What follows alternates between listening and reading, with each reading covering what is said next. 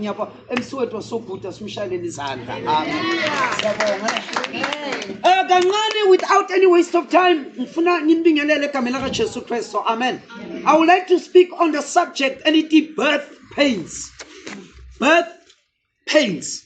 Amapheni okenzani okuzala. Wani bazalwane okuzala. Angifuna ukukhuluma ngokuzala ngindoda ngisumfazi ngisumfazi but I want you to go with me. Because my message is there. When a woman is about to give birth, they put her on an operational table, or even though she's not going to be operated, the bed is called an operational table. That's the reason why I mentioned that. Now, little Bible nominator. The time is nigh that I have to deliver. She goes through a pain that cannot be, actually there's no vocab to explain.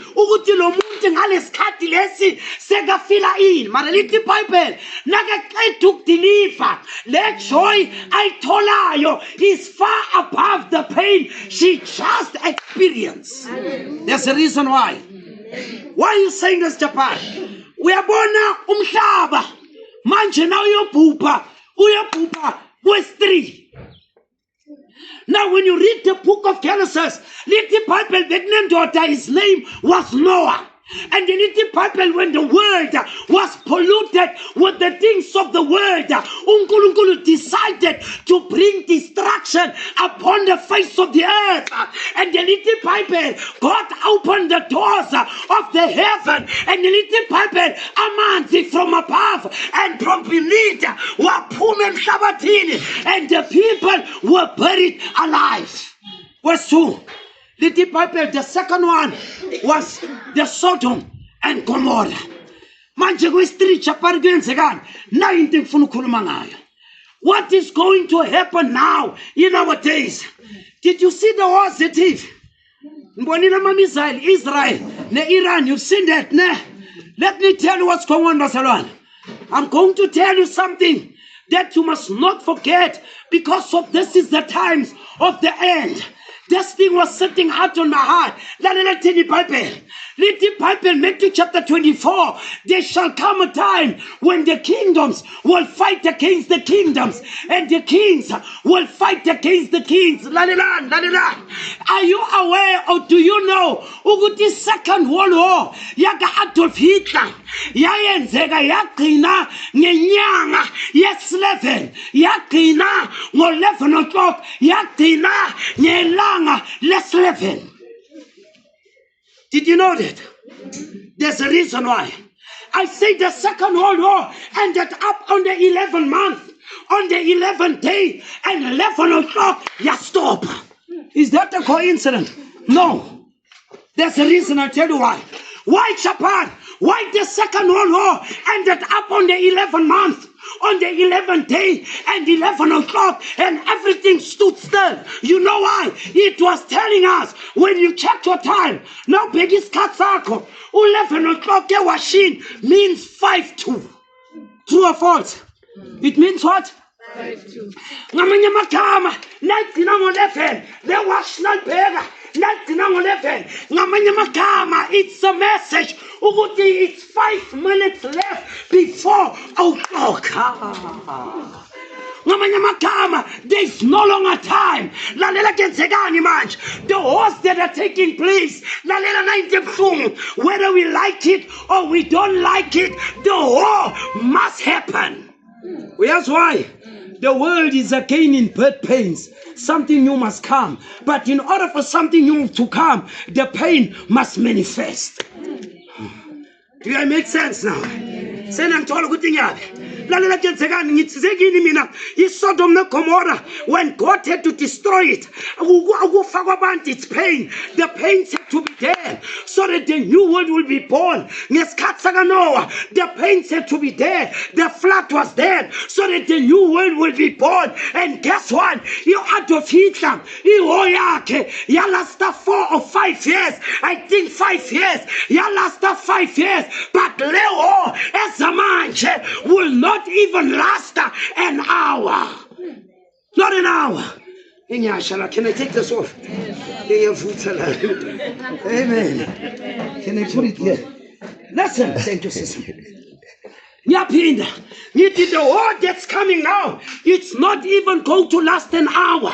You know what is going to last? Less than an hour. Listen, let me tell you, the missiles that are operating, the missiles, there are missiles, and guess what? Do you know who's going to start the Third World War? The thing is Kulumayo, the Third World War is going to be started. Nobody else by the Iron Curtain. Who is the Iron Curtain? It's the King of the North. Who is the King of the North? It is Russia. Now from the Bible, the book of Revelation and the book of Ezekiel, the Bible said that the King of the North will come with his bands. And guess what? If I was teaching, preaching, are you aware of the Third World War? Now your Tata place, they will be used by God. Russia is going to be used by God in the palm of God. Are you aware of that? I'll tell you why. Are you aware? Ukuthi Jehovah nomkhonza umsaba ungabackslider unjikele, he gives you over to the same enemy over Sabbath. Nangizwa abantu yithi uJehova nomkhonza and nomjikela ukunikelela ezitheni zakho. Hayi angisho somjikele uyazi usaba bese uyenzani uthi ngoba you turn your back against me, therefore shall I give you to your enemies. That's why you do joke. What I fear the most came the worst. Chapter 15. Let me tell you this thing. I started who is this guy? I started who Abraham. You'll see something. Did you know there was a time? Did you know America is in the Bible? Did you know that Roman Catholic Church is in the Bible? Did you know the Revelation chapter 13? Revelation chapter 13 is America. Revelation chapter 17 is Roman Catholic Church. Let me tell you a history. In America, is stars a corner, original star. They were more than what they are now. Chapter 15. Why these things are happening? Why are you telling us these things? Let me tell you why I tell you this thing. According to the Bible, the Bible, there's coming a time, and the time is now, and the people don't see what's going on around us. And let me tell you, those angels that see the war coming, that's why the Bible, in America, there was a time, America, they were God-fearing people. America, he turned his back against God. That's why Nkulunkulu, therefore, he opened up the gates, and guess what? Now South Africa is following. Who's following? South Africa. Omunye ngitshela ngilanga ngikhuluma naye uthi Chapar Bheka siphile South Africa, and look at the zinto ezenzekayo. Uthi ukhuluma ngama-politician uthi look government nithi mina you missed the boat. Uthi shuthini nithi the problem is not the government. Uchapari shuthini nithi are you aware ukuthi each and every president and each and every country is controlled by the superpower that is invisible. Uzokutshela ukuthi kanjani? Ngicela ukunibuza umbuzo. Why do you think wonke ama-president na wahlala ehlalweni kosela kulezi ndawo ezithu eBritain naseRome? Why do you think they do that? Lalela, when we choose a president, noma hleli lapha, he's not the one in charge. There's a superpower that actually controls the president. But when you cannot see that, and that's why according to the Bible, that's why Bible bawashisa and the bawashisa bebafuna Christianity. It was Christianity, and guess what? History repeats itself. Nanamhlanje bafuna ukvala Christianity. You know why? Because God revealed unto them, and the enemy see, and the enemy attack. That is why if we don't stick with God, there's something major that is coming, and it's coming on our way. That's why the Bible, if we leave God alone, we open up the gates of hell. Are you aware? Ukuthi wolona yenzeka ukuthi yakhoswa yini lento yakhoswa lo, it's something that's coming on our time. Chapar, what do you mean by that? I mean the following. That is why uNkulunkulu akakhuluma noAbraham uthi Abraham ngicela uyobatshela ukuthi I'm on the way na into engithandayo kaJehova. God does not bring judgment without a warning.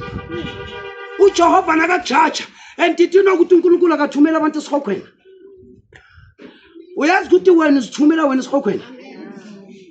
Among this, everyone can make a choice, but no one is free from the consequences of the choice. Do you know what your choice are the one that leads you to your destiny? Yes.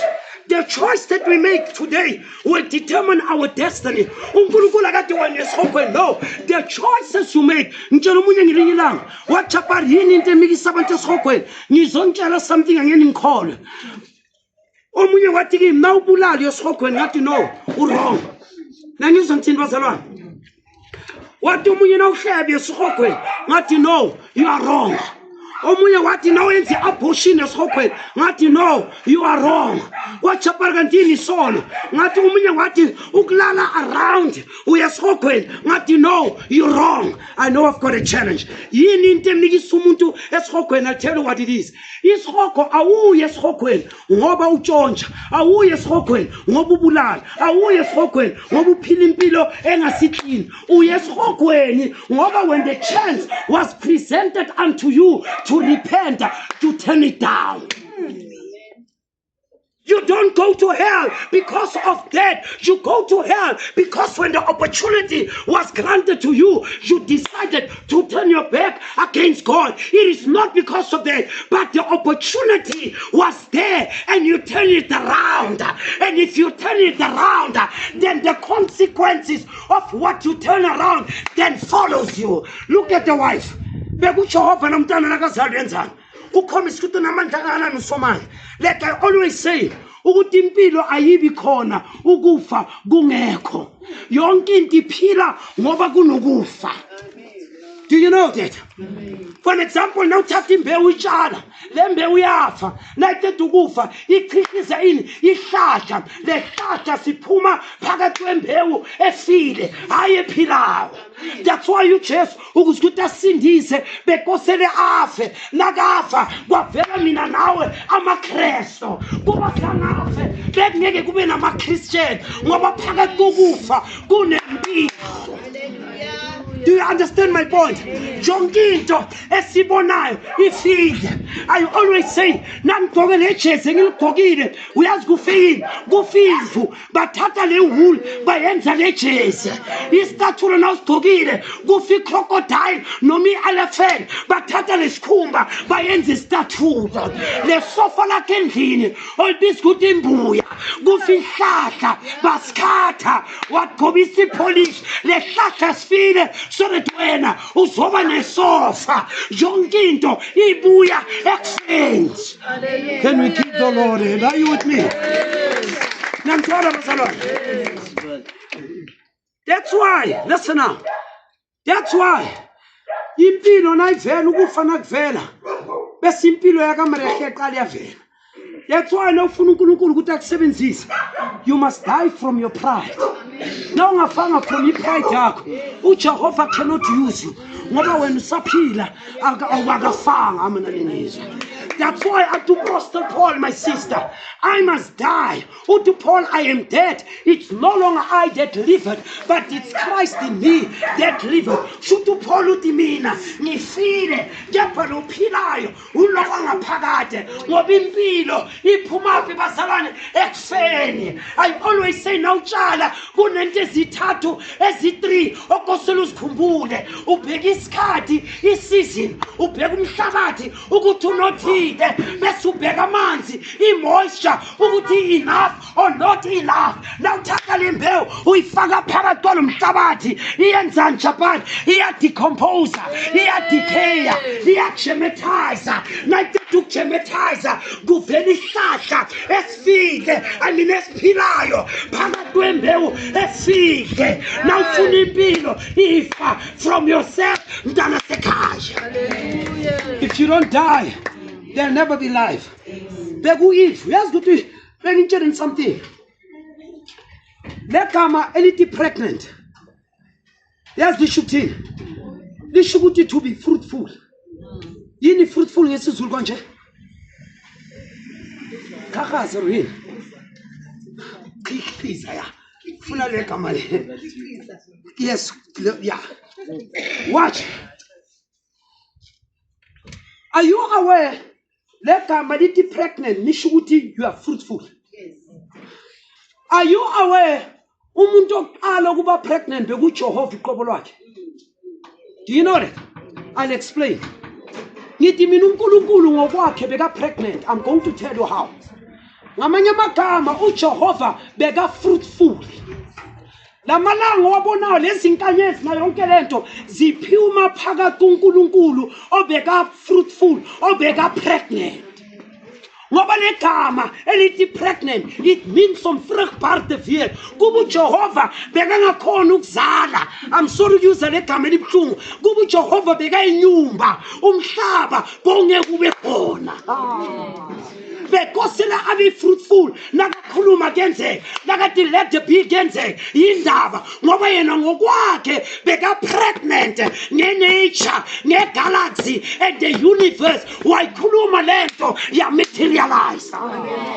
uJehova kube beka inyumba mina nawe bengeke sibe la siphuma phakathi koJehova ebeka pregnant nanjapani ngezwi lakhe nakade uJehova pregnant wayenza ini? Wayenza umuntu wesilisa o pregnant uAdam.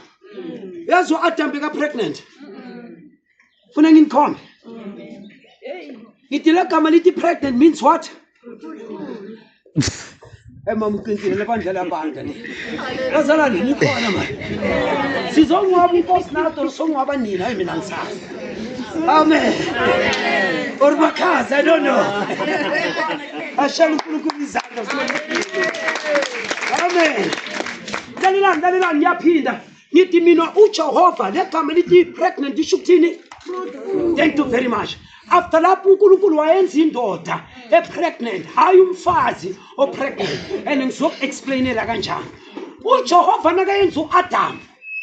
Ngicela ukunibuza. uAdam uphuma kuEve. Noma uEve uphuma kuAdam. Eve uphuma kuAdam. So ubani beka pregnant? Adam. Aha. Nayi le ndaba baziphendula. Shukuthi uEve Mr. Mashab beka phakathi kwaka-Adam. uAdam beka khela uEve inside of him for years and years.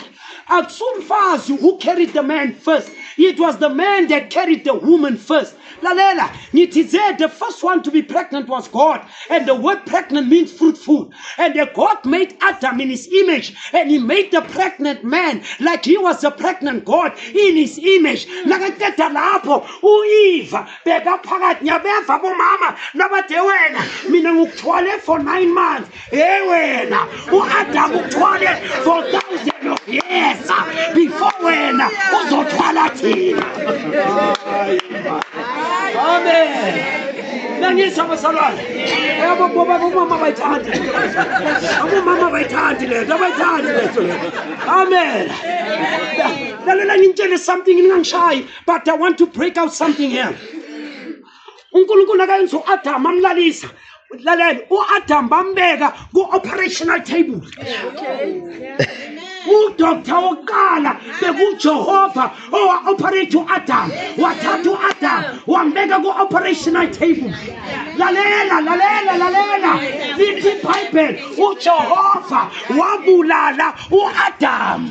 ni awenga lokho ukuthi Jehova wabulala uAdam. Yazi why? Waseparate umoya nespirit. Yazi why? Ngoba uJehova bekayazi ukuthi uEve angeke azalwe uAdam angakafanga ngoba impilo iphuma ekufela. Ya ngathi niyaphila manje. Yabona manje angithi sengahlala phansi. Biyangiphinde futhi. Ngithi uNkulunkulu pregnant. Le gama lithi pregnant lisho ukuthi lithi fruitful. Ngiyabonga. Wa create uAdam onjani mama? Pregnant. uEve bekaphakathi kwakabani? Kwaka-Adam. Lalelani ngicela ningilalele ngicela ukunifundisa something la ebalekile. Please ngukusho ngo-respect bro.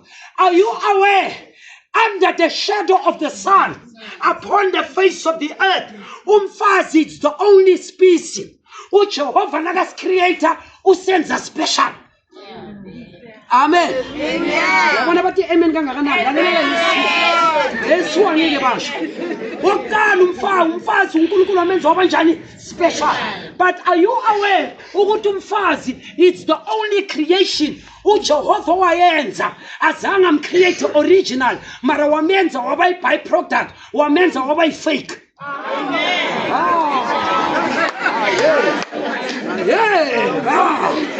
Ufuna ngokuprovela yazi ngiyamthanda musne ngithi mina let me show you ukuthi umfazi why lithi iBhayibheli she's a weaker vessel. Umfazi noma ngayenzani lalela noma ngathola uNkulunkulu asindiswe yes nakashona uzongena embusweni kaNkulunkulu mara noma ngasindiswa she remain a weaker vessel by nature and creation. Why Japara? I tell you uJehova created yonke into from the dust of the earth mara nakafika emuntwini wesifazana ulalisa uAdam nakalalisa uAdam ukhipha uAdam uEve phakathi kwaka-Adam. So ngamanye amagama uEve wacreatwa from something that was already created. Hallelujah. Senabanga bathi hallelujah. Ngiyayiphinda uNkulunkulu akayenza uEve azange amenze original from where? From the dust of the earth. Ufuna ngintshela isecret ayenzeka ensimini yase-Eden bekutshela uSatan what to try uAdam wahluleka. You know why? Ngoba uAdam was original. uSatan azange khone ukupenetrate kuAdam. But uSatan bekahlambile wabona ukuthi uAdam unamandla. uSatan wagijimela uEve.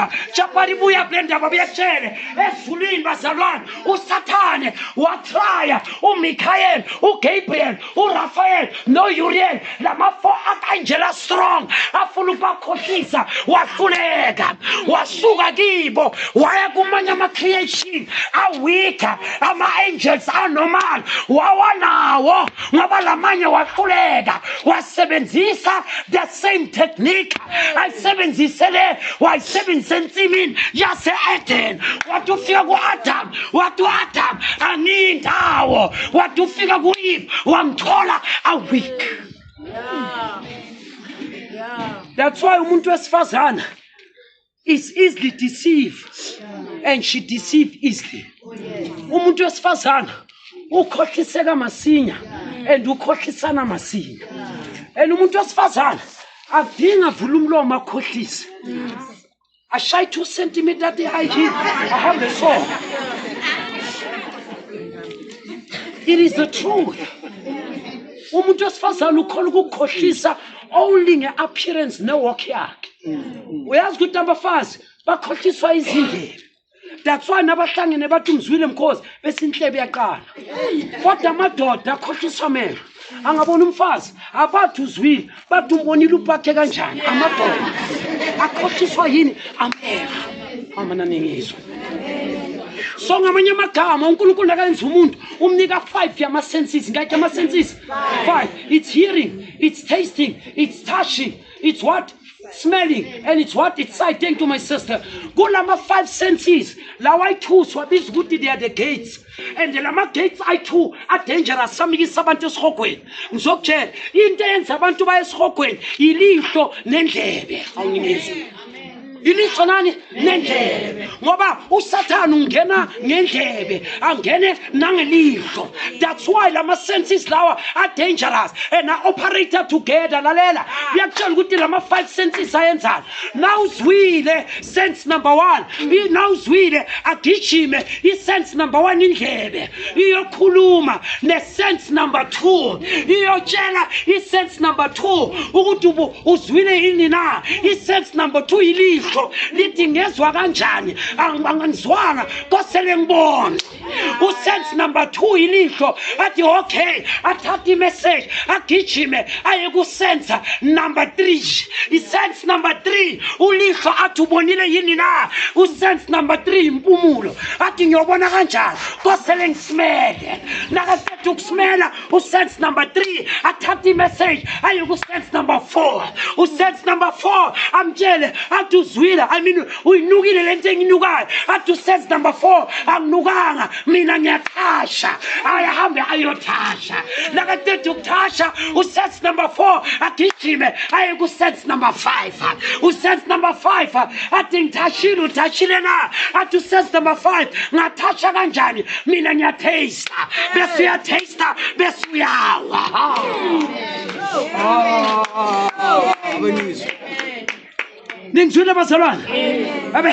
Let me say this. Lama 5 senses, they are called the 5 gates. It's smelling, it's hearing, it's tasting, it's seeing, and it's what? Thank you. There's shooting lama sense 5. Lama sense, they are imperfect without this one sense. There's one sense that's running short.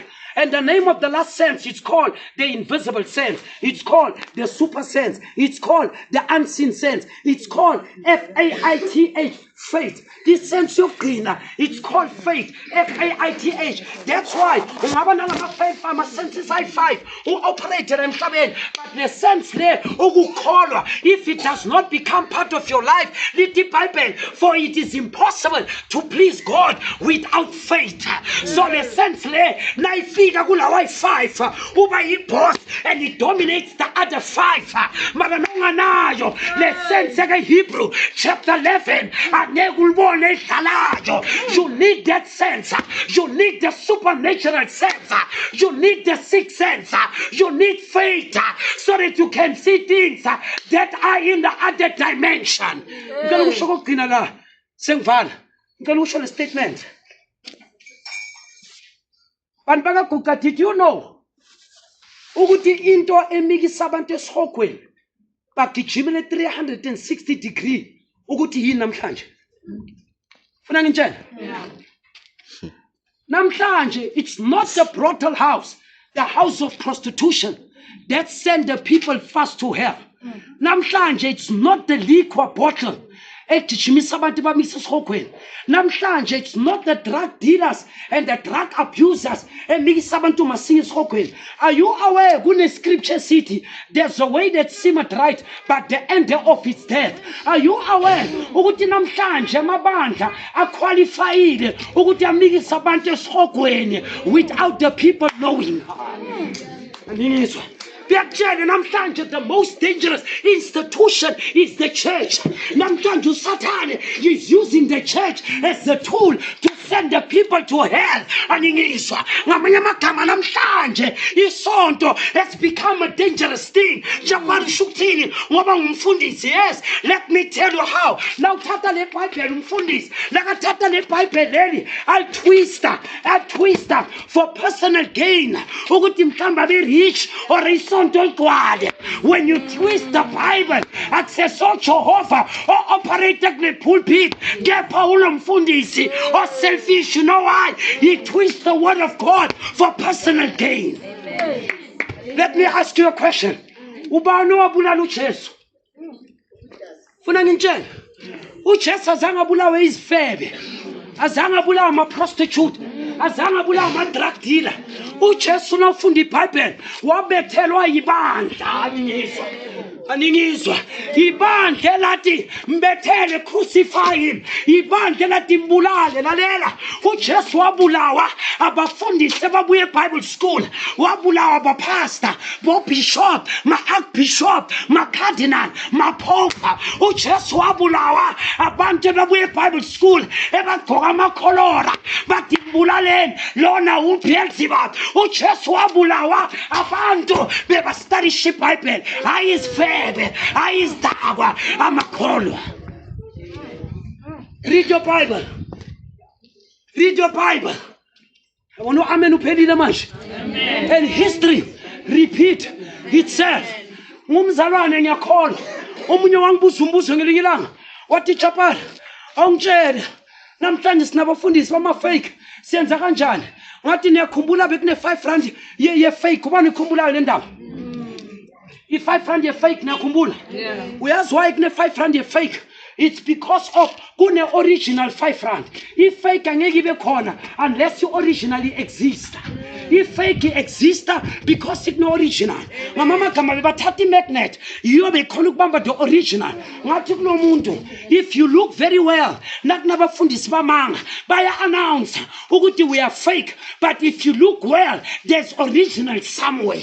Namabandla kunjalo noma bangatwist izwi baya announce ukuthi thina sisukile Jehova sikahlelela imina enhlizweni mara na ubheka kahle sisesokhona ibandla elibambelele embhalweni kaJehova. Actually, there's no place that's so dangerous like religion. Actually, Jesus was not religious. Jesus was not religious. Jesus was spiritual. There's a difference between religion and spirituality. uJesu beka spiritual, ama-Pharisees beba religious. uJesu beka spiritual, and uJesu wabulawa abantu bathi ba religious. uJesu wabulawa abantu bekutshela ufuna ngishoke. Uyazi bekunesikhathi la uSathane wakhuluma iqiniso khona bese abafundisi bakhuluma amanga. Ufuna ngikuprovela? Bekuquote le scripture. Lithi iBhayibheli uJesu wathi uvela kuma-Pharisees abafundisi. Yazi bathini kuJesu? Bathi wena unguBeelzebub. Ngamama gama bathi kuJesu wena uyinkosiyane yamadimoni. Kushaba ubani? Aningizwa. Kushaba ubani? Bathi uJesu yini? Can you imagine? Babuye eBible school bagqoka amakhola bathi uJesu idimoni. Lento yathuza. Mara bengikhomba uSathane wakhuluma iqiniso ukudlulisa abafundisi ebastudyisha iBhayibheli. Yazi uSathane walikhuluma nini iqiniso? Lithi iBhayibheli bekunendoda yaseGadara belala emathuneni day and night. Ngelinye ilanga kwavela uJesu, le ndoda benamalegion amadimoni. Yathi nayibona uJesu yazi yathi inendoda, yathi indodana kaDavida. Aningizwa amadimoni my sister phakathi kwale ndoda mama ba recognize ukuthi this is the son of God. Here's the Sean van Gogh. Amadimoni yabonga mama wa recognize ukuthi le ndodana kabani kaDavida. Mara bafundise ebabuye eBible school ebaphethe ama degree bathi lona inkosi yamadimoni. Mbetheleni lalela, history repeats itself. Namhlanje the same thing is happening. Yayenzeka. Lalela, i-religion is dangerous. Uyatshela the best place uSathane khona uku-operator ku-pulpit. Ngicela ukusho something abanye benizongikwatela mara ngizoyisho. Can I say it? Behash net 1 minute. Ngifuna ukukhomba ukuthi ibandla libe ma-hypocrite kuphi. Ibandla libe yini?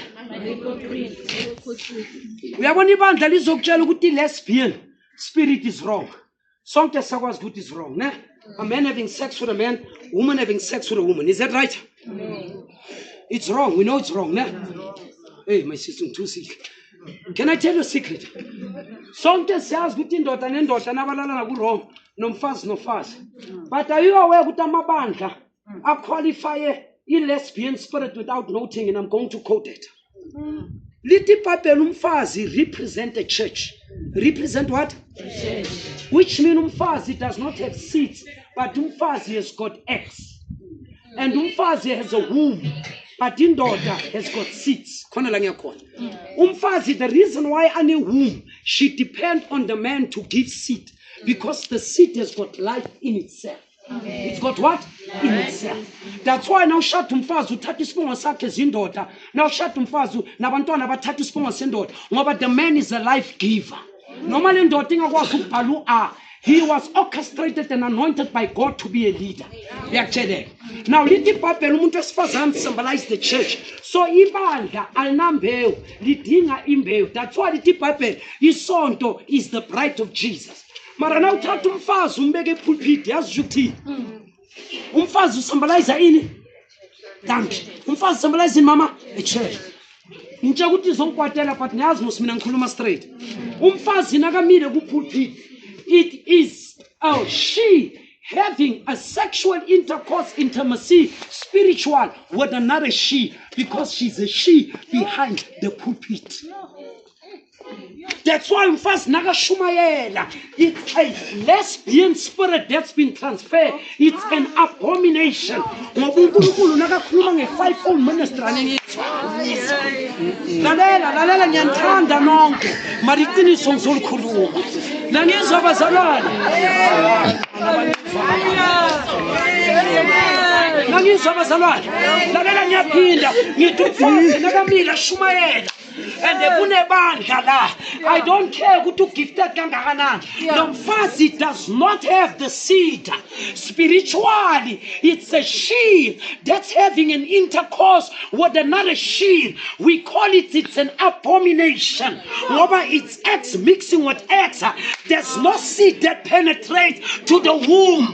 That's why he's on to a hypocrite. But condemn, I'm a physical lesbian. Maraba qualifier is spiritual lesbian. Amen. Yeah, bonkwatela baningi babo. Elesabulisa endleleni. Ngicela ukushola kokuthina. Japari shukuthini, I tell you why. I tell you why. Lalela ukuthi Jehova yenza. uNkulunkulu nakayenza indoda lalelani. Omunye wamtshela ngelinye ilanga omunye ubaba ngikhuluma naye. Wathi Japari umfundisi wami umama. Ngathi kuye yabona this black boy. This hierdie swartseun. Ngathi ek het nie tyd om te speel nie. Wat Japari shukuthini. Ngathi if you are a man and you tell me ukuthi umfundisi wakho umama and uhlala lapha you have the audacity umbize a woman of God yonke into akutshela yona ngamanye amagama useless awuna backbone.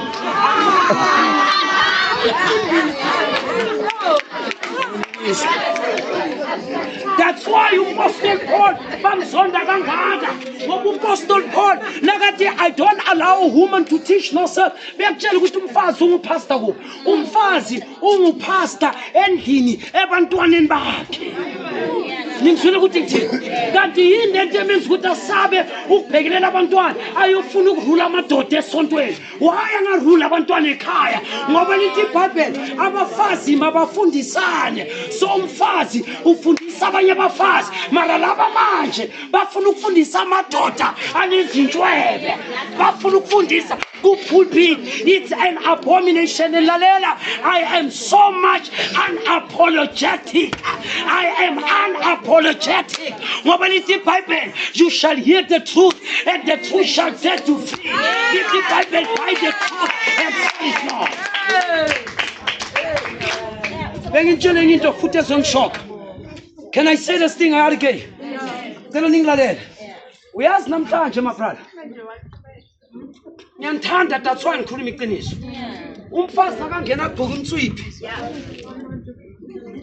Asiboni something wrong with it. Lalela.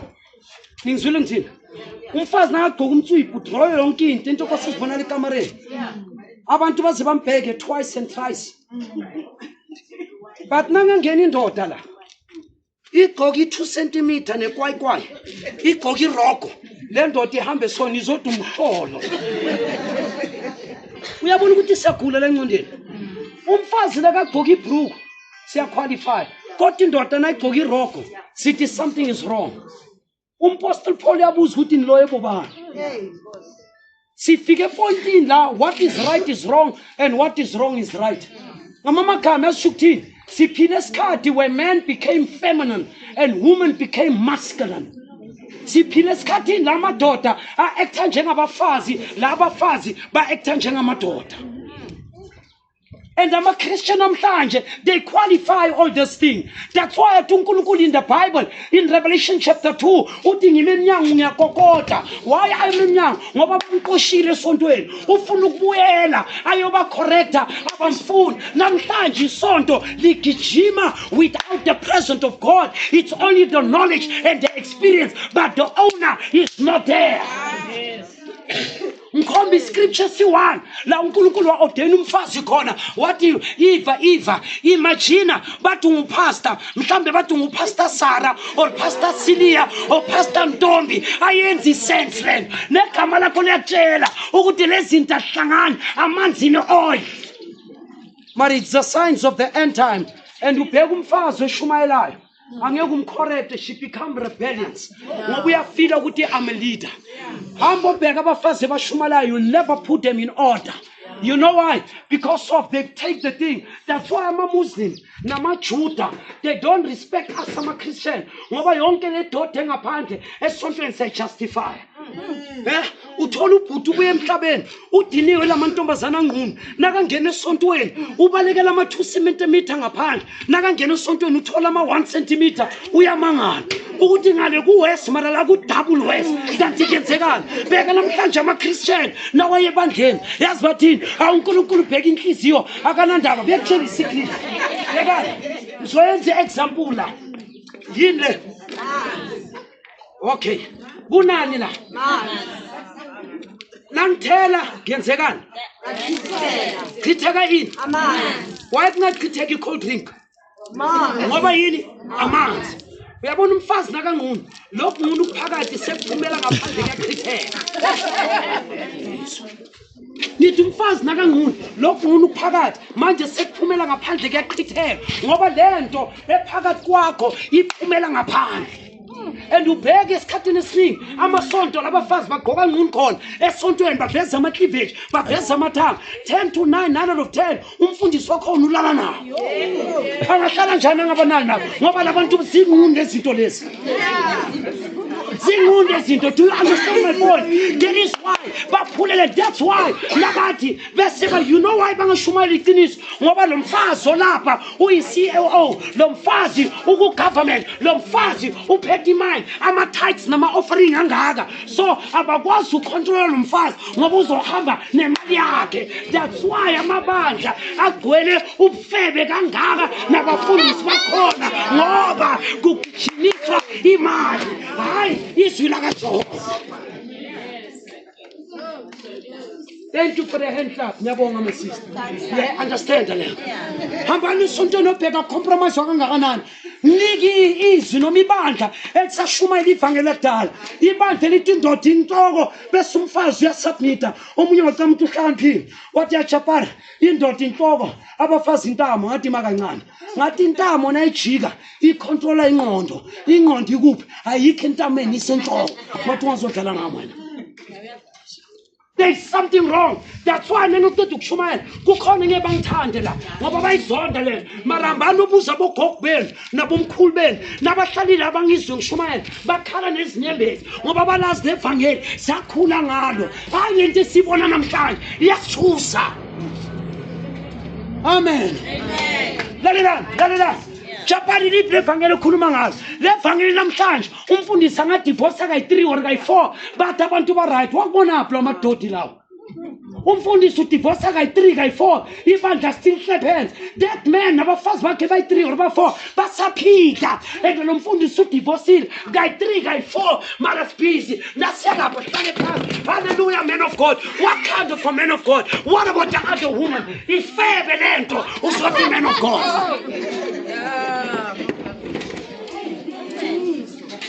Kanti senze that's why you called abuza amaGalatian athi niloye bobani maKristo niloye bobani ngoba lento besizonda namhlanje sesayisupporta.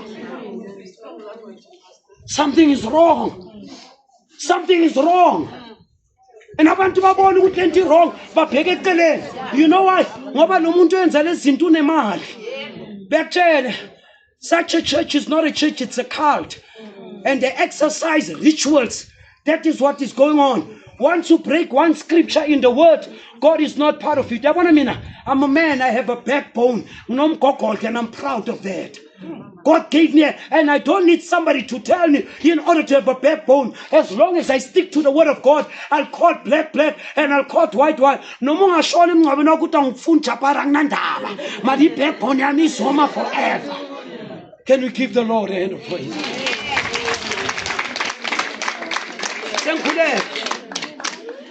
Why chaparu mention lezinto? Abantu sontweni today I entertain. Baba kilikita. Ungashumayela iqiniso bayahamba bakuzonda bakhuluma kahle. Yabona mina ngikhonzela lapha ethwala etendeni eweni. Ngitshela baba ngitshela ibandla. Ngathi lalela la lisonto lincane liyakhula. Mara nawucabanga ukuthi la ngizok entertainer, you are in the wrong place in the wrong time. Ngathi lana I'll preach what God lay on my heart. I don't preach to please any bishop or any pastor. I'm directed by the headquarter of heaven to preach this gospel here. That's why I pretend. And I know, you know why? Because you know deep down in your heart, you know deep down, you must do introspection. I mean, I'm a Christo. Ubaba ngapha shadile lale nobaba la athathe indoda la ubaba la khetha thatha iBhayibheli alifake la ayesontweni marunale le ndoda enext door ndobaba ka support next door ngoba lo sisi ulala nale ndoda enabanandaba and umfundisi yakwazi lokho mara ngenxa yokuthi ubhadala ama tithes ngoba ubhadala imali enhle akakwazi ukumkhuza mara kufika umuntu who's walking next to his shoes ongathi uhluphekile bamcorrecta manje mara lo wemali babuyele emuva bambona private. Why hypocrites? This is what is going on in the churches today. That's why the Muslims will never respect you. The Jewish will never respect you. Ngoba yonke le dot yazi uPaul nangavuka bogogo emathuneni namhlanje nangavuka bogogo babashona ngabo 40s 30s and 60s yazi bangathini bangathi sicela ukubuyela emathuneni lo mhlolo usubona la nasihamba bewungasiso abantu bayisonteni bagqoka ngathi bayoduda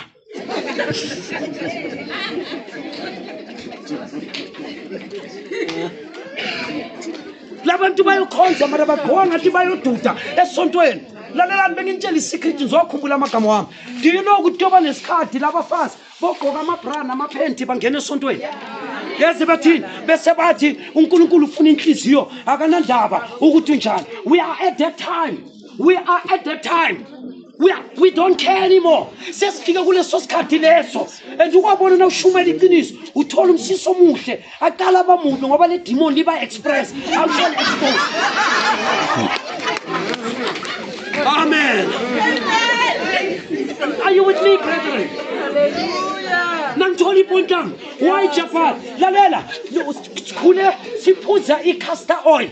Umama uDorin bekasinika i-castor oil. Noma besithi nasibaleka nasibuya la bekakutrap.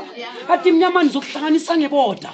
Ngiyabonga uNkulunkulu ukuthi ngaba nomama ebekaqinisa isandla angahleki nami. Today I'm a gentleman and a half because of Lomfazi olele lapha eMemorial. Owathatha isandla wasiqinisa. Wathi la ngizokhomba kahle kami la. Now today I'm a man, I can stand my ground and I always say I miss that woman. Besithi nasiphuza i-castor oil sibaleka buya shaye asinike ne-orange. That's why i-castor oil ayisimanje but lalela i-castor oil even though it's not good nayisebenza ibhitter but lalela nayiqeda ukusebenza it will do you good. Lezwi lakaJehova linjalo nalingena likushaya libhitter mara lingahlala liyaklina njenge-castor oil likhipha yonke le doti ephakathi ngoba i-castor oil.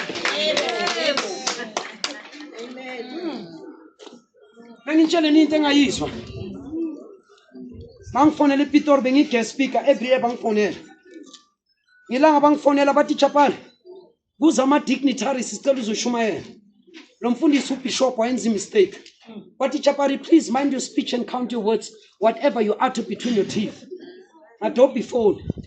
Ubaba omdala ngiyarespect uNkulunkulu ngifundise lokho. But ngamtshela over the phone ngathi Bishop, do me a favor. If you tell me now, Uti, I must mind my speech, all these years you never told me that. Ati lalela Bishop. Now Ngabu, you've got a problem with what I preach. Ngaga figangale, please. I decline now. Look for another minister that will fill my gap. He phoned me back, what chapter we need to secretary. You know why? You know why? uNkulunkulu akasikhawat and akasebenzisa amadoda amakhawat. Na uyikhawat uNkulunkulu angeke azakusebenzisa impilo yakho. Na uyigwala uNkulunkulu ufuna abantu abanama backbone. uNkulunkulu ufuna abantu abanomgogodla. uNkulunkulu ufuna abantu abayifelayo into ebakholela kuyo. If you are not fit enough to die for what you believe, you are not fit enough to live for what you believe. Okubuhlungu ukuthi namhlanje pulpit siphethe abantu ekumakhawat. Nabufundisi namhlanje kose bagqoke amaroko namaphenti abadingeki ku pulpit ba useless abana backbone. They don't have what it takes to stand behind the pulpit. If pulpit ifuna abantu ebayimela into ebakholela kuyo athi umhlabeleli ivangeli lalikudala elasindisa ezonweni. That is why kufuneka abantu ebanomgogodla hayi wishy-washy bone. Kufuneka abantu ebayimelayo into yabo. It's a shame. Kunamadoda senza mistakes ababiza ngamadoda. We were supposed to call them women in the making. Amen. He has said it. I'm sorry, forgive me, but you needed the word. Yabo. Then we close our eyes and bow our heads.